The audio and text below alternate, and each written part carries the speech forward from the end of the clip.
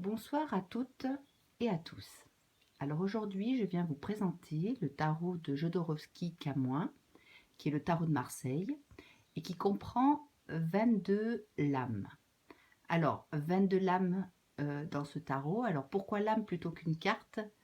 Parce que c'est vrai que quand on parle de carte, on a l'impression que la carte, c'est une carte à jouer.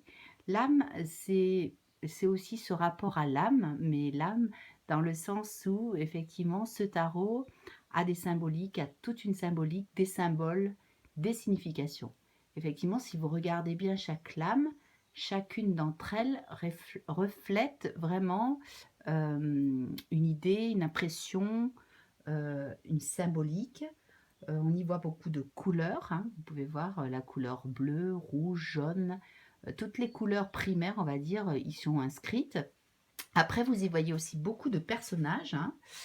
Et tous ces personnages sont là aussi pour nous indiquer qu'effectivement, ils peuvent représenter un caractère, une posture, mais peuvent aussi représenter une personne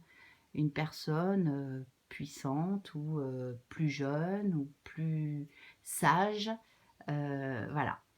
Donc, dans ce tarot de Marseille, tous les nombres ne sont pas là par hasard. Effectivement, je m'en sers beaucoup par rapport à la numérologie, dans le sens que chacune a une interprétation particulière qui nous renvoie effectivement à la numérologie.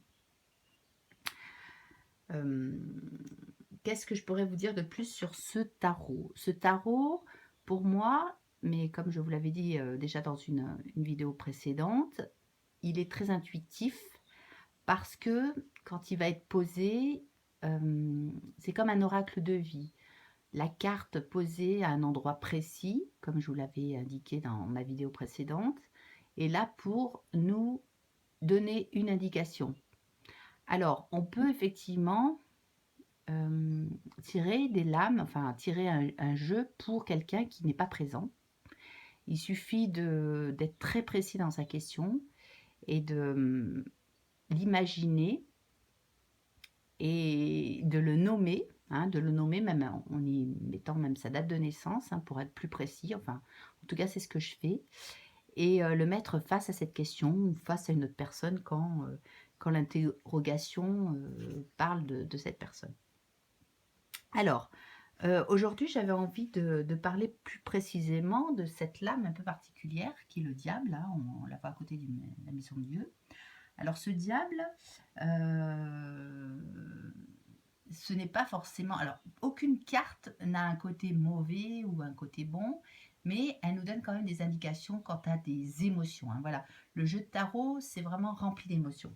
Alors, quand on voit le diable, c'est vrai qu'on peut avoir une impression de malaise un peu parce que c'est quand on la regarde, on voit ce curieux personnage un peu qui nous fait penser un peu au mal, hein, un peu lié, un peu extraverti, un peu à moitié chauve-souris comme à moitié humain. Et effectivement, quand on le voit, on se dit oh là là, je tire cette lame, c'est pas bon signe. Alors, ce diable nous parle plutôt que on peut, comment dire, on peut avoir de l'influence sur quelqu'un au niveau argent, au niveau sexualité aussi, comme au niveau occulte.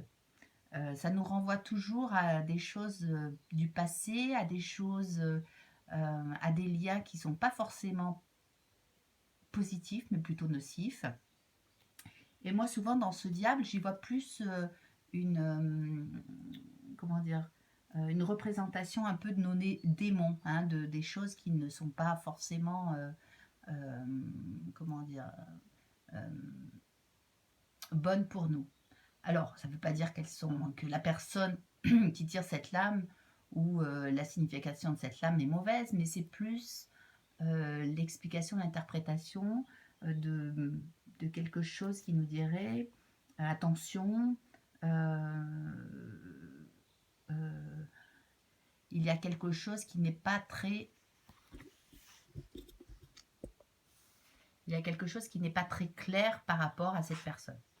Donc quand vous tirez quand même le diable, il faut être prudent, se dire attention, cela veut dire que dans un domaine de que ce soit amoureux ou dans un domaine concernant une profession, concernant, le côté personnel, il y a des choses qui sont à nettoyer. Voilà.